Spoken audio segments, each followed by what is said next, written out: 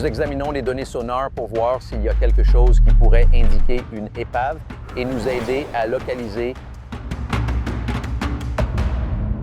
Il pensait que tous les sous-marins de guerre avaient été recensés, jusqu'à ce qu'un émerge, là où aucun registre n'indiquait sa présence. Il n'était pas seulement absent des archives, il n'y figurait tout simplement pas. Et lorsque les enquêteurs finirent par découvrir ce qui s'était réellement passé, une question plus profonde se posa. Combien de pans de l'histoire ont simplement été classés au mauvais endroit ? La découverte impossible. À l'été 2023, un navire norvégien chargé d'une mission hydrographique effectuait des opérations de cartographie du fond marin à seulement 300 mètres des côtes. Ces eaux figuraient parmi les plus minutieusement sondées d'Europe. Chaque épave connue, chaque formation rocheuse et chaque soulèvement de sédiments avaient été recensés, analysés et archivés depuis des décennies.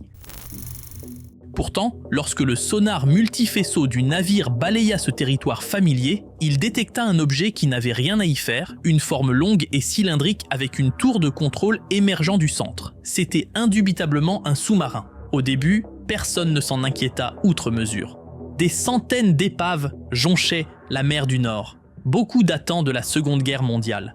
Mais lorsque l'équipage retourna au port et compara les coordonnées avec les archives navales nationales, un schéma troublant apparut. La Norvège, la Grande-Bretagne, l'Allemagne et même la Russie niaient toute appartenance. Le sous-marin ne figurait dans aucune base de données de pertes militaires, pas même comme navire disparu.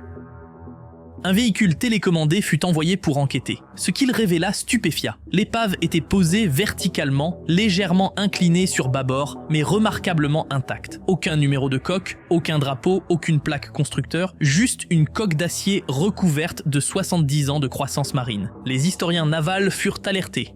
En quelques semaines, l'épave fut identifiée comme un U-boot allemand type 6C, le modèle le plus courant de la Seconde Guerre mondiale. Mais ce sous-marin précis était absent de tous les registres connus. Aucune nation ne pouvait l'expliquer, et aucune trace documentaire ne permettait de l'identifier. Dans la guerre la mieux documentée de l'histoire humaine, cela ne devrait pas être possible, le mythe des archives.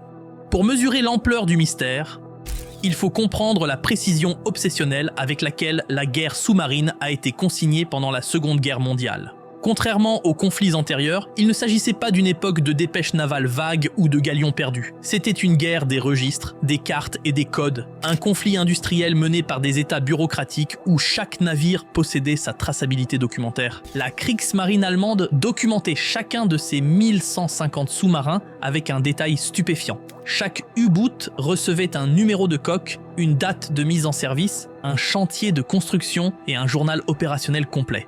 Lorsqu'un bâtiment était coulé, endommagé ou sabordé, son sort était enregistré par plusieurs agences. Le chantier naval, le commandement maritime, la chaîne d'approvisionnement et même les départements de propagande interne.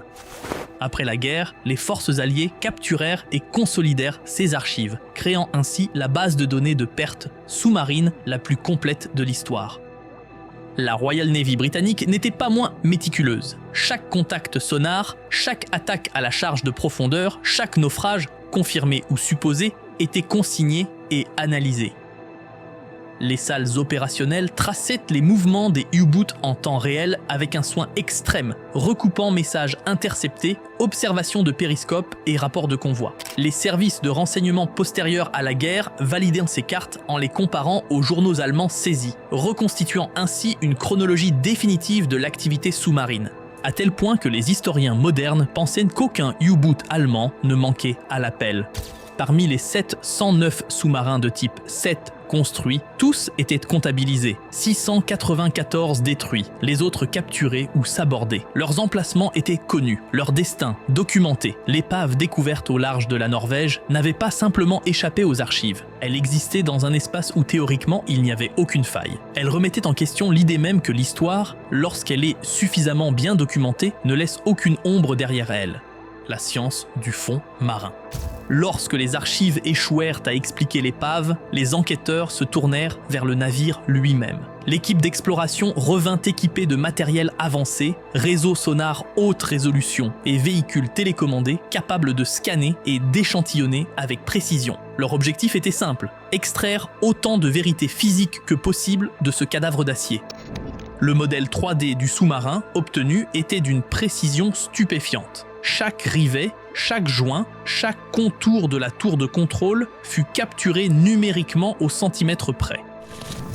Les mesures confirmèrent l'identité du bâtiment, un type 6B, 71,5 mètres de long, 6,2 mètres de large.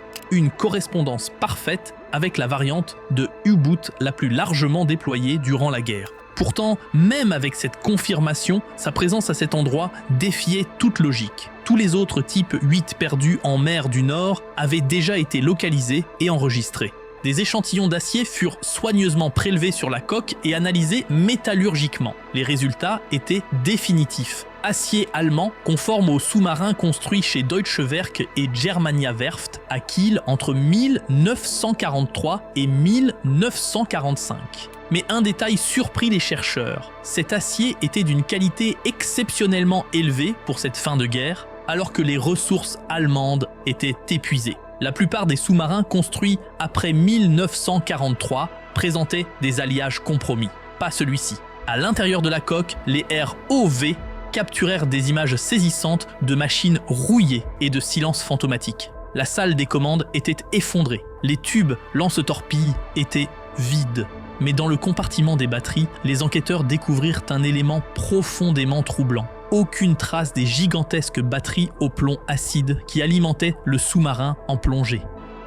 Sans elles, il ne pouvait pas plonger.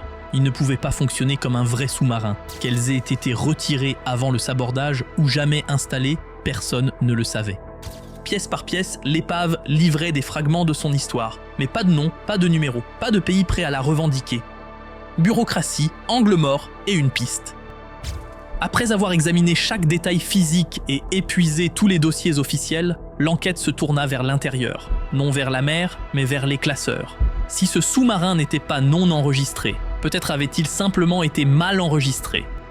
Les hypothèses allaient du plausible au paranoïaque. Peut-être s'agissait-il d'un navire d'opération noire effacé des archives pour protéger des secrets de guerre. Peut-être était-ce un prototype inachevé, sabordé avant son achèvement et perdu dans le chaos des papiers de fin de conflit.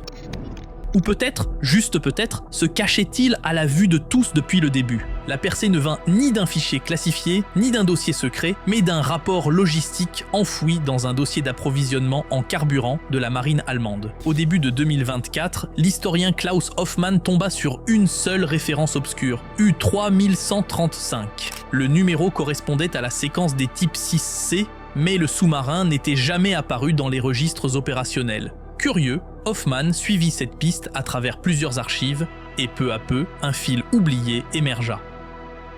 L'U3135 avait été mis en service pour des tests de Schnorchel tard dans la guerre. Il n'a jamais vu le combat et n'a jamais été listé parmi les patrouilleurs actifs. Lorsque les forces alliées capturèrent les archives allemandes, leur attention se porta sur les flottes de combat, non sur les unités expérimentales. Les journaux de test avaient été classés séparément, dans des collections que peu de chercheurs prenaient la peine de consulter. Le 28 avril 1945, quelques jours seulement avant la reddition, l'équipage de l'U3135 retira ses batteries, recouvrit son numéro de coque et le saborda au large de la Norvège. L'emplacement correspondait exactement à l'épave. Le silence n'était pas une conspiration, c'était une erreur administrative. Pas un cas isolé. Aussi remarquable que fut la redécouverte de l'U3135, elle n'était pas unique. En réalité, ce n'est peut-être même pas l'exemple le plus troublant d'histoire de guerre disparue à la vue de tous. En 2012, des chercheurs explorant le fond de la mer Baltique localisèrent un autre sous-marin de la Seconde Guerre mondiale, cette fois soviétique, qui défiait les archives tout aussi complètement.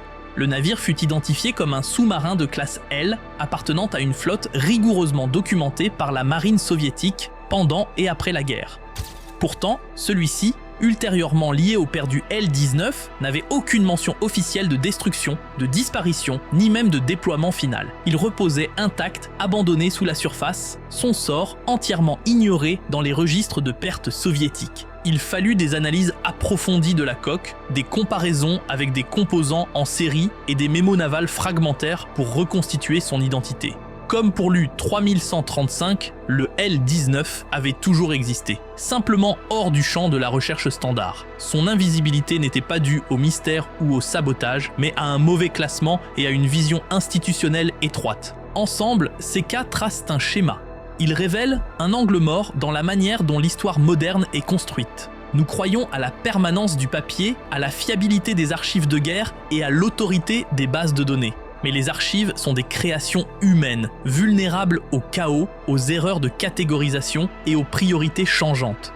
La redécouverte de l'U-3135 n'est pas un fantôme isolé. C'est un signal que les marges de l'histoire sont plus larges que nous le pensons et pleines d'épaves que nous n'avons même pas encore commencé à chercher. La guerre qui ne s'achève pas sur le papier. Pendant des décennies, la Seconde Guerre mondiale a été considérée comme un chapitre clos. Ses chronologies précises, ses batailles cartographiées, ses machines toutes recensées. Mais l'histoire de l'U-3135 et celle du L-19 avant lui révèlent à quel point cette certitude est fragile. Dans une guerre définie par la documentation, ce ne sont pas les données manquantes qui sont les plus dangereuses, ce sont celles que nous croyons complètes. Il ne s'agit pas de simples oublis techniques. Ces découvertes redéfinissent notre compréhension de la manière dont les guerres sont mémorisées et enregistrées. Des technologies comme le sonar et la criminalistique numérique commencent à révéler une version de l'histoire qui n'est pas conservée dans les musées, mais dispersée sur le fond des océans et enfouie dans des fichiers mal étiquetés. Chaque épave non cartographiée est une décision oubliée, un ordre mal transmis, une histoire perdue dans la catégorisation. Et chaque redécouverte nous rappelle que le passé n'est pas statique. Il attend. Il attend dans des compartiments scellés, des batteries submergées et des dossiers jaunis que personne n'avait pensé à vérifier 2 fois. On pensait que l'océan avait livré tous ses secrets. Mais la vérité n'était pas perdue. Elle avait été mal classée. Si ce genre d'histoire vous intrigue, abonnez-vous pour explorer davantage les recoins oubliés de l'histoire. Et partagez ce mystère. Quelqu'un d'autre pourrait bien savoir où chercher.